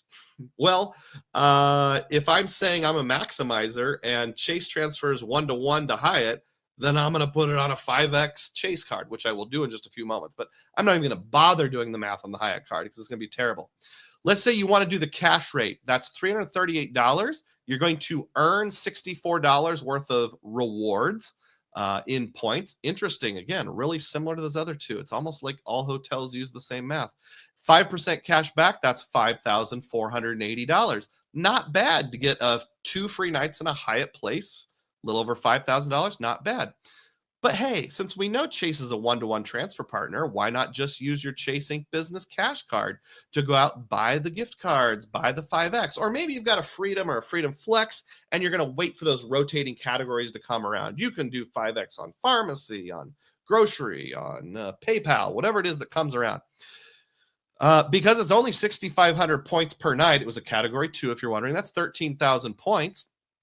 Divide that by 5, $2,600. Wait a minute. Did you say $2,600? Yes, I did, Kent. So the winner there is transferring from Chase because you only have to spend $2,600 to get 2 free nights at the Albany Hotel where you want to go see presidential graves. That's the lowest number by far so far, by a lot. Andrew Beaches here says, late to the stream. That's okay. We're glad to have you. Better late than never, certainly. All right. Well, let's keep the comparison going. One moment. You got to consider Wyndham. Someone said it earlier. Who was it? Who was the Wyndham lover that was on board? I don't remember. I'm trying to find it. Rodrigo Mendez. Rodrigo Mendez told us that he likes Wyndhams. So let's check out a Wyndham property. We have La Quinta by Wyndham, the Wyndham Latham Albany Airport. I don't know if Latham is a suburb, maybe Latham, whatever. 3.9 stars, not as good, but I would say good for a La Quinta. If you want to use points, it's going to cost you 15,000 points per night. That's kind of a standard rate for Wyndham. Or you could pay cash, $259 plus tax, including tax. You got $296. Oh, hey, that's the cheapest hotel yet by a fair margin. But I would expect La Quintas to be a little less expensive. Wasn't La Quinta the one that had Fred Willard as their spokesman? And then the little song was like, na, na, na, na, na, na, na, something like that. I shouldn't try to sing Boy, from like January 10th to February 10th is going to be known as the month of sickness. Anybody else had the flu and just the cough will not go away? I'm over the flu part, but the cough just won't go away. So, La Quinta by Wyndham. If I use the Wyndham Earner business card, I'm a big fan of that card. It earns 8x on gas stations, and I only use gas. I need 30,000 points because it was 15 per night times 2. At 8x, I would need 3,750 points. Very respectable. I think that's going to win, but I did the math just in case.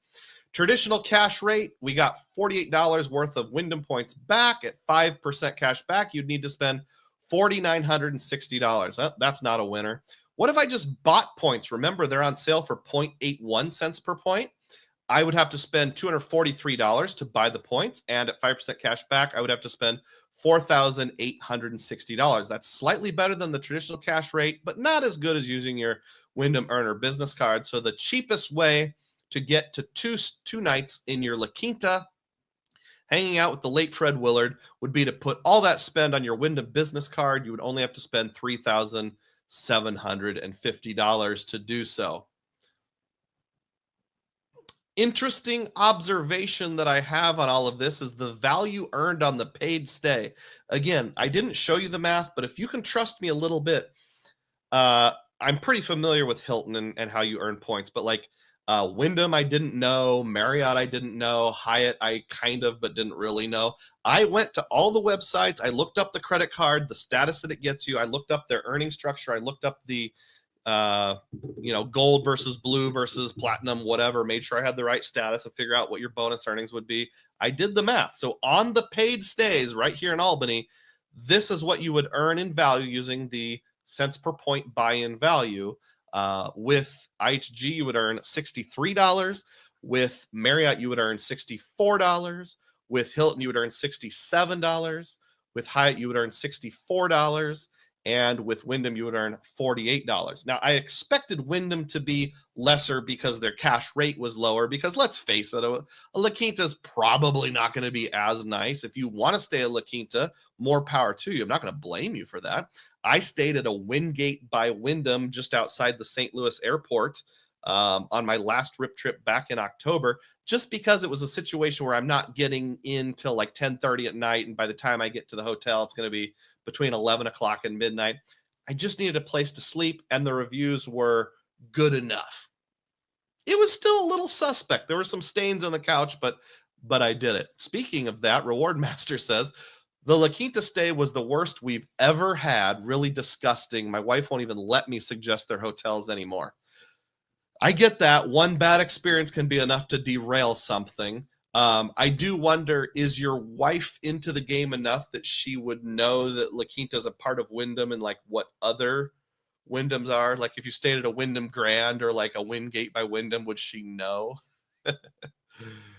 She wouldn't stay there if they paid us. I get that. I'm trying to think of the worst hotel I've ever stayed in, and I don't think I've ever had one that's that gross, at least not since I got into Points and Miles 6 years ago. Feel free to share your gross hotel story. So here's where we kind of get to where the rubber meets the road, and this blew me away. So spend needed for spend maximizers. If you're someone who's willing to get the right card, whether it's rotating categories, go to Staples and buy the gift card, whether it's get some obscure credit union card because it has 5x on gas, 5x on pharmacy, go to my local credit union, get your 5x card, whatever. If you're a maximizer and you're willing to jump through the hoops to always get 5x whenever possible, which one should you choose? If you choose Homewood Suites by Hilton, you have to spend $7,580 to get this particular 2-night stay. If you want to be the titular Holiday Inn Express, you would have to spend $6,800. If you wanted to be a Marriott fanboy, $7,400. Obviously, Hilton and Marriott are not winning here. If you were willing to not have the same level of fence that the Reward Master's wife had, and you're willing to stoop down to stay at Fred Willard's La Quinta, a mere $7,650. And that is a result I would have expected. But here's the result I did not expect. For Hyatt Place, $2,600. We joke about Hyatt being something you play on easy mode, but just because it's the easiest doesn't mean it's not the most valuable. And I have to admit, this surprised me. This was not the result I was expecting. I actually stayed up like an hour extra last night just trying to wrap my mind around this. I went back and double checked my math to make sure it's right. It's right. Hyatt Place is so much better than all of the others. Now, obviously, you would have to do a value comparison in your head for all the reasons we know. First of all, a lot of times a Hyatt Place isn't even available. So you're definitely going to need a secondary or tertiary option. Maybe the La Quinta is the only one that's closest enough to the airport that you can get a free shuttle. The Hyatt Place is way out in the suburbs. Homewood Suites is super far away. So you settle for La Quinta. Maybe you've got a bunch of IHG points for some other reason, sign-up bonuses and those kind of things. Maybe you're going to a friend's wedding and the closest hotel is the Marriott. So you're going to stay at the Marriott. That's totally fine. No problem. But if you have the choice and you think the ratings are good enough, you should always stay at the Hyatt Place. I don't know how to say it any differently. This blew me away. It totally changed my mind. I came into this video just assuming IHG and the Holiday Inn Express was going to win.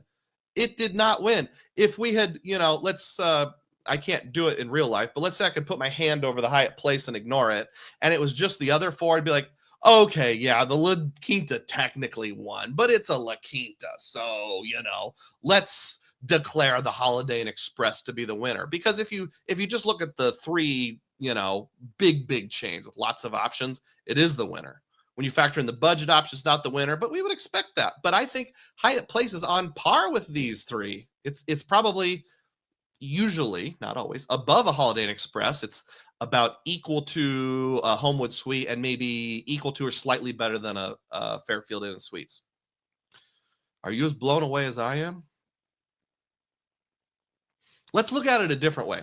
How many nights can you get at each if you follow my poor boy strategy and say, for some reason, I can't ever get a sign-up bonus again. I just have to put my spend strategically on cards. Homewood Suites by Hilton gets you 13 stays. Now, obviously, I could have done like a Hampton Inn if there was one. I think there was, but I was so tired I didn't want to redo the math. Maybe that would have got you 14, 15, 16. I don't know. But 13 with Homewood Suites by Hilton. Your Marriott, 14 nights. Your Holiday Inn Express, 15 nights. Your La Quinta, 27 nights. Oh, not bad.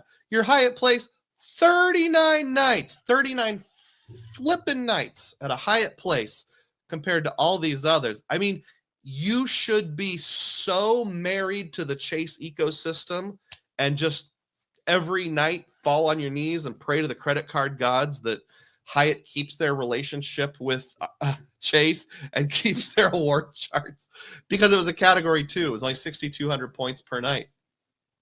Chad summarizes it best. UR points to Hyatt for the win. So I've got one more slide that I think summarizes this whole experience, and I think you're going to like it. Don't think I need to explain this one. I think it's pretty self-explanatory. This is me. So I got to say, in all honesty, I was not expecting Hyatt Place to take my breath away like they did. So from now on, I'm probably going to just look for Hyatt Places. Now it's not always an option, but I'm going to maybe buy some IHG points here and there, because that is probably the second best option, unless you want to do the Wyndham thing, and now and then it's fine. But for budget road trip type stays, when it's just me or just me and the wife, it's going to be Hyatt from now on until Hyatt proves me otherwise, if they're available. I had said Hilton was my number one program, but not anymore. Hyatt won for budget stays. I should clarify. Now, to be a little more specific, there's all the factors that you can't really math out. For example, like at a Hyatt Place or Holiday Inn Express or Homewood Suites, you're going to get free breakfast. I think Homewood Suites has free breakfast. I'm assuming Fairfield Inn does. I assume La Quinta does. But if you go up to more of that mid-tier, like the Hilton brand Hiltons, Hyatt Regency, Holiday Inn instead of Holiday Inn Express, and you're not getting free breakfast, then things like the food and beverage credit with Hilton matters. If you're traveling with your family, guaranteed connecting rooms really matters a lot. The built-in gold status can matter. There's something else with Hilton. 5th night free. Of course, you get that with Marriott too. 4th night free with Holiday Inn Express. But if we go back and look at these ratios here, I mean, 4th night free be, darned. You can increase that by 25. And if you take that up to 20, 21, 22, Hyatt's Place is still beating them senseless with a blunt stick. So yeah, for budget stays at the low end of the chart, I haven't done the math for the middle end. I haven't done the math for the high end. Maybe I should. Let me know if you want to do that. Hyatt for the win. I think QC Man liked my graphic. Jared Holbrook says, when there is a Hyatt Place where you want with good reviews and available, it's hard to beat. The decision is basically made by those stars aligning. That's a good point. And, there have been in a lot of places, like when I went to Normal, Illinois, there was I don't remember if it was a Hyatt Place, Hyatt House, whatever, and we stayed there. When I went to the Quad Cities in Moline, Illinois for one of my kids' chess tournaments, there was a Hyatt Place there. It was great. Panama City Beach, there was a Hyatt Place. Other than the fact that during the afternoon, they let a dog bark in a nearby room without trying to do anything about it. It was pretty good. I did have one bad experience at a Hyatt Place. I shouldn't say bad, just disappointing experience. It was in Phoenix, Arizona, not too far from the Sky Harbor Airport. There's a Hyatt Place. I think they bought an old hotel, took it over, and didn't really renovate. Like you had to take a step up to get into the bathroom.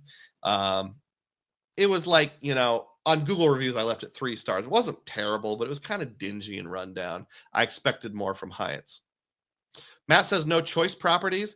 I could do this again with choice properties. I could do it with more cities. Obviously, I only did it in Albany on one specific weekend, so it is somewhat anecdotal, but I have a feeling it's going to apply elsewhere.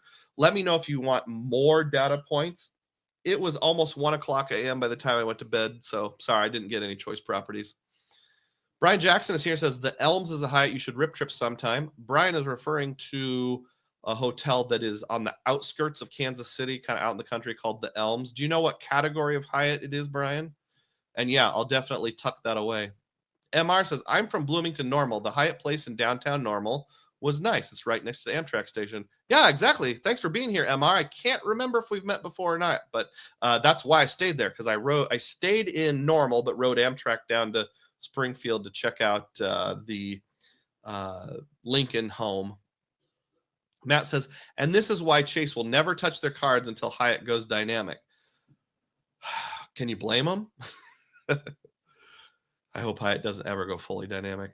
I'm sure it will, but hopefully we've got at least 4 or 5 more good years in us. Availability at Hyatt is always an issue. The Hyatts close to Disneyland are next to impossible to book on points. Yep, that's a factor. I tried to get a Hyatt in downtown London, and literally there was no rooms available with points. None. Ron Burnside just booked a Hyatt Place for 4.5 cents per point in Chapel Hill, North Carolina in April. Awesome.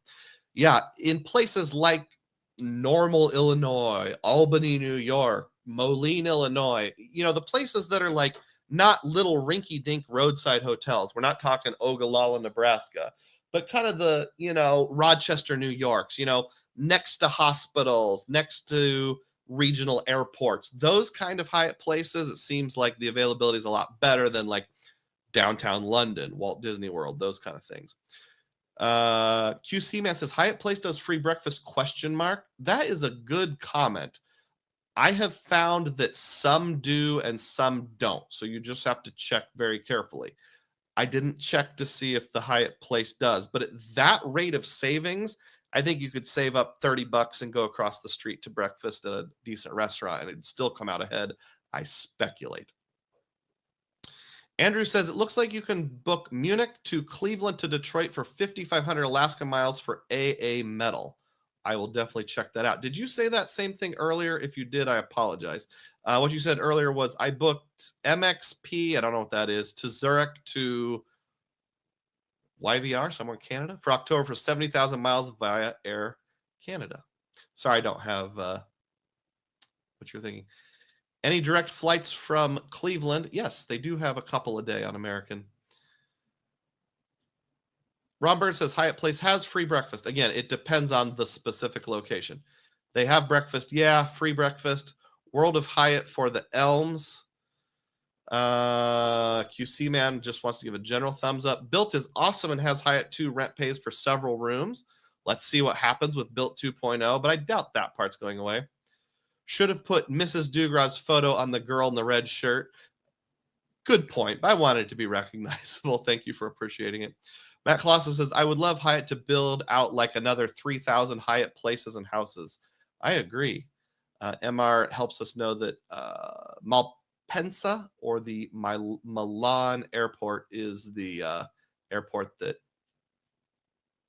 Andrew was taking. Deep breath, everyone. We're already an hour and 45 minutes in. I will get to our community tab questions, and I'll go through them kind of fast because I know we're coming up on our 2-hour mark soon here. But we always take a biology break, also known as intermission, so I'm going to do that now. If you get an advertisement, please just watch it. It won't take very long. About 90 seconds to 2 minutes, and we'll listen to some music called Into Space while I do that. Here we go.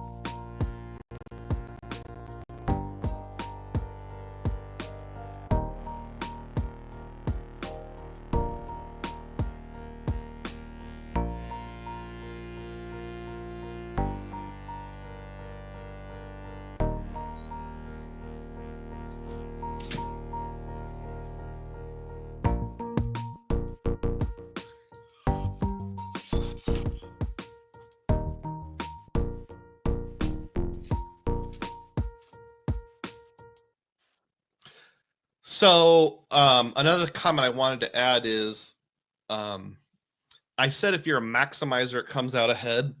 But since they were all maximizers, if you toned it down to a more average cashback or points and miles scenario, I think it's very likely Hyatt would still come out ahead by a large margin. Let's say that you're not willing to maximize the 5X by buying things at Staples.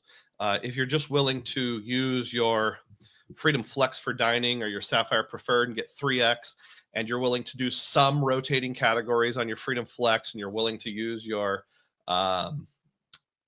Chase Freedom Unlimited at 1.5, I bet you would still come out ahead when compared with like a 3.5% cashback average.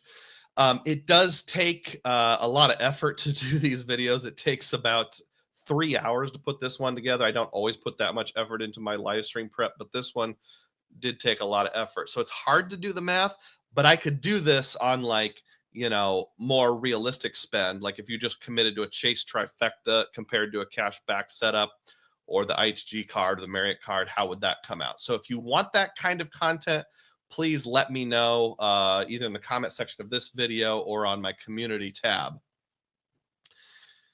Brian Jackson said there were 62 people watching during the break.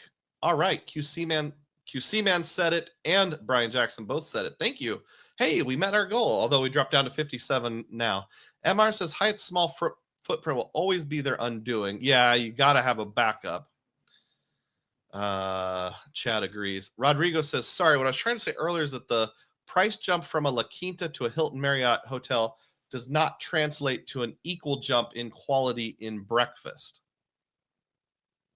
I gotcha. Okay, so in other words, the La Quinta breakfast is still good enough. Even if it's not quite as good, it's not like 50% better. Hyatt not offering a low-cost option for smaller towns so business trips to rack up point really kills their competitiveness. I would imagine. We'll see what they're going to do in the future. The other question would be, if they did have a footprint like Hilton or Marriott, would they be as good in terms of points and miles? Would you be able to gamify them like they do?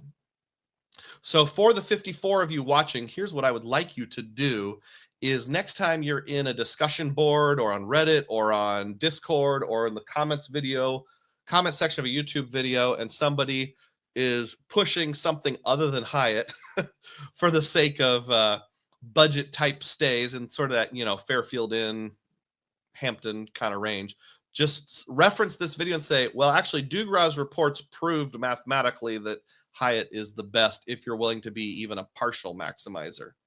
And you can cite this video as your proof text because there's a lot of math involved. All right, let's put that to bed now. Every Friday, I will share a picture from my folio, I guess you could say, and I forgot to screen grab it, so let me do that right now.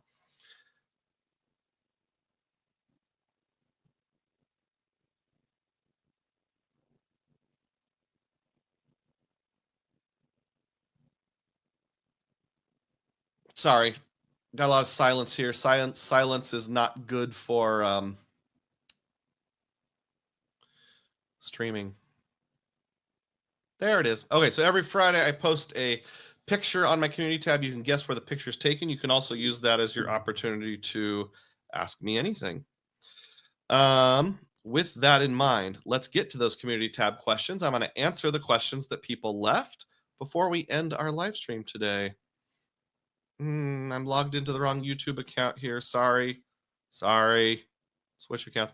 By the way, I do have an alternate channel called Driving with Dugroz, and I uploaded a video of me driving around New Orleans when I was there last October. Some interesting ghost intersections. All right, going there right now. Not New Orleans, but the community tab. Here we go. Okay. All right. So in terms of guesses, Filmo says, I'm guessing that is your home viewing room. And I said, yes, but we call it the gallery. So this is my man cave downstairs in the Dugroz household. Oh, wait, no, actually it's not. Ron Burns said, I think it's the National Portrait Gallery in Washington, D.C. My wife loves that place, and I've been there more than I care to admit. And then we had a little back and forth, and he said, it could also be the National Gallery of Art. And I said, yep, that is the National Gallery of Art. So Ron Byrne got it right. 10,000 Dugroz points for you. And then also David William got it right and even named the specific painting. It's called The Emperor Napoleon in His Study at the Tuileries, 1812. And he correctly said National Gallery of Art. So David, you get 10,000 Dugroz points also, plus 10,000 bonus points for naming the name of the painting. All right, so back in Ron Burns' question, he also asked this: what's a tip for a low point vacation? Or he just makes this comment: a tip for a low point vacation is to go to smaller market areas and or off season. That's true. So like personally, I have what I call RIP trips, and that stands for rental in plane. Rental being the rental car, in being the lodging, plane being airplane. So if you have those three components, it's a full-blown RIP trip. Sometimes it's a partial RIP trip, like if I drive because it's in an adjoining state. So my family, my wife's a teacher. I have a regular 9 to 5 job, so it's not super flexible. So we'll generally take one large family vacation every year, and then I'll take a rip trip, one in April, one in October. Why April and October? Well, for two reasons. Reason number one is because it's a nice season. So in April, it's starting to warm up without being so warm that you're sweating. So usually I can just wear like a light jacket or a long sleeve shirt. And in the fall, the same thing. I can wear a long sleeve shirt with my zip up vest, and usually I'm fine. So usually it's a really nice time of year to travel, but it's also an off peak season. There's not a whole lot of people traveling in the spring unless it's spring break, which is usually in March, which is why I wait till April. In fact, the trip to see the presidential graves in April, it's not going to be a romantic thing, but that might actually happen. And I'll let you know, for those of you who live in that New England area, if that does happen, if you want to do like a mini meetup or something like that. So yeah, I do go off season, and I love smaller markets. I love, South Central Illinois. I like Port St. Joe, Florida. I liked random waterfall in West Virginia. So I like to go to out of the way places. I could also get into how that's a validation for why I often rent cars instead of use Ubers, because if you want to drive to Blackwater Falls, West Virginia, you're not getting there in an Uber. It's like 2 hours from the nearest airport. Chad was talking back to MR's comment on not having a low-cost option in small towns for travel and said, earn points from paid strays, foreign concept. Chad, MR responds to Chad, I'm very fortunate I get all my points when I travel for work 3 out of 4 weeks a month. Ooh, that would be awesome. And Matt said, I assumed it was a photo at the National Gallery. All right, yeah, you nailed it. I was there last year. Sleepy Rod asked this question. How often are you chasing a sub? It comes in waves. So for example, like about 3 weeks ago, my wife got both a Chase Ink Unlimited and an Aeroplan card. So there's two. And then earlier this week, the Blue Business Cash. So that would make it sound like I'm doing it like every 2 or 3 weeks. But before that, there was hardly any. So I don't know. It averages out to maybe 3 or 4, I'll say 4 times a year per player. So maybe 8 times a year. I can tell you with certainty, though, that's going to be slowing way down because I'm starting to hit my maximum velocity where places are starting to not grant me additional cards because of it. And now seems like a good a time as any to talk about one of those places. Today's sponsor is, or whatever the opposite of a sponsor is, Wells Fargo. So I had mentioned on a couple previous live streams that Wells Fargo sent me a couple of these targeted mailers for the Wells Fargo Signify card, even though voice crack, even though I already had a Wells Fargo Signify. And when I say targeted, it was maybe kind of targeted. There wasn't like a special code or anything on here. This QR code is not customized to me as far as I can tell. And it's the same $500 sign-up bonus everybody else gets. But for whatever reason, they sent me a couple of them, even though I already had the card. And it has my name on it, and it has my business name on it. So for whatever reason, they're mailing it to me. So I went on a limb and I applied for one because before we got that Blue Business Cash, I wanted to have a 0% APR card. And I thought, hey, it's something that doesn't report to personal credit. Let's give it a shot. So Wells Fargo sent me 2 letters. One of them was dated January 27th. One was dated January 28th. I actually got the one dated January 21st, and it says, we are unable to approve you for a Signify Business Cash account card. This pulled from Experian. My credit score was 755 at the time, and they listed these reasons for why they denied me. Number of accounts with delinquency. That is straight up made up. I haven't had a single delinquency ever in my 20 plus years of having credit. So that's just made up. Proportion of balances to credit limit is too high on bank revolving accounts. That's possible. I've got a couple cards with over a 30% utilization because I'm holding some 0% offers, but those should all be transferring to business cards in the near future. Length of time revolving accounts have been established. I don't know. My average is like 8 years. Proportion of loan balances to loan amounts is too high. Literally, the only loan I have is a mortgage. Frequent Miler has said before, when you get these letters and they list reasons for why you're denied, don't put any stock in it whatsoever. They literally just make stuff up because they have to give you a reason, but there's nothing in the law that says the reason has to be accurate or realistic. It might be something completely unrelated. And I think none of those, other than maybe the proportion one, was realistic. So the letter I got on the 27th, which I got second, even though it was dated first, must have been the mail had a delay, says, thank you for your interest in a Signify Business Cash. Unfortunately, we are unable to approve your application. We have analyzed this information and are unable to approve you for the following reason. Business has an existing Wells Fargo account. Only one account of this type per business is allowed. So it's almost like the other letter was sent out in error or something, and this one had the real reason. So basically what Wells Fargo is saying, you can only have one Signify card per business. Now, if I did one as a sole prop and one with an EIN or LLC or something like that, maybe that would work. But I applied for both of them as a sole prop. And basically they sent me a letter saying, nope, you only get one. Oh, are you still going to do a hard pull? Well, yeah, we're still going to do a hard pull because we didn't know that that was the situation until after we baited you by sending you two different letters asking you to apply. So basically they sent me a letter twice just saying, please damage your credit just a little bit. I do it for you, the viewers. So there you have your data point. Wells Fargo has officially said you can only have one business credit card or at least one Signify per EIN or social security number. Now, something that I don't know, and I don't know that we're going to know, is can you have more than one business credit card with Wells Fargo? Right now, they only offer one. So it's kind of a moot point. I hope they will allow more than one. Matt says, Wells Fargo sent me like 4 Signify mailers.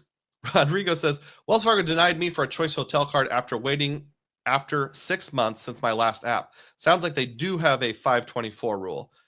I've also heard others say they have a 624 rule, so I don't really know. Anthony says, do you have a Wells Fargo checking account? Yes, I do. I got the same mailer and applied, but they denied me because I don't have a checking account, but I can apply in a branch. They said I can apply in a branch. Matt says, my Signify is on my EIN, so you could apply for another one with your own social security number. Probably. Again, I'll read the exact wording here, and you can interpret this however you want. The exact wording is only one account of this type per business is allowed. So I assume if you list your social as one business and your EIN as a different business, it would be looked at separately, but I can't guarantee that. Matt says they have 2 other business cards, but they replaced their old business visas. Are they both grandfathered? Is that what you mean? And Matt could spin up another EIN for the pod. Well, maybe. Who knows? Not a bad idea. Okay. So that was my in-person data point that I forgot to mention, but somebody made it. Sleepy Rod asks how if I'm chasing a sub. So thank you for bridging that gap. Cesar Joel asked this question. Next card that you plan to apply for and why? Keep up the great work, Doug. Oh, thank you for asking, Cesar. The next card I plan to apply for, and I might change my mind, is I'm going to wait until I'm under 524, which happens in the month of May. And it's either late May or early June, so I'll probably wait till June 1st just to be on the safe side. And then I'm going to apply for a Chase Inc. business something. Cash, unlimited, doesn't really matter.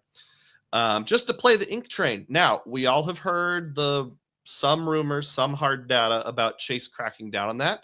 And I've already had all 3 of the cards. I've had the cash, the unlimited, and the preferred. I've had the cash and the unlimited twice each, and then have canceled it down to only currently having one of each. So I'll have my wife refer me, and we'll just see what happened. I wasn't sure if my wife would be able to get one, but she's only had 2 of the 3 prior to now. Now she's had all 3. So maybe that's why. I don't know if it'll work or not, but I'm willing to risk it. And then once I've shot my shot at keeping the ink train going, if it keeps going, I might hold off for a while because I think I'll be under 524 then again come like August or September. I don't remember exactly when. But assuming that fails, then the next card I'm going to apply for is a Marriott card, like the Boundless, one of the Chase ones, Bold, one of the Chase personal ones, because I'm going to pursue the path to the Ritz-Carlton. Now, even if I don't end up pursuing it, I'll still get the Marriott points, get the sign-up bonus. I know our live stream today was all about how I thought IHG, but ultimately Hyatt ended up winning.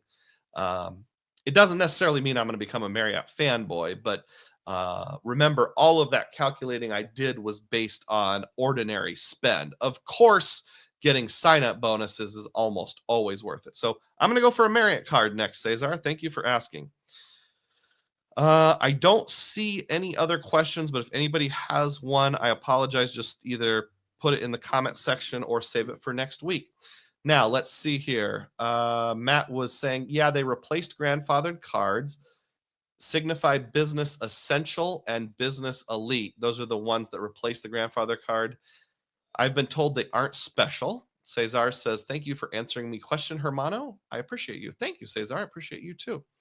All right, so last chance to drop a super chat if you want to support the channel.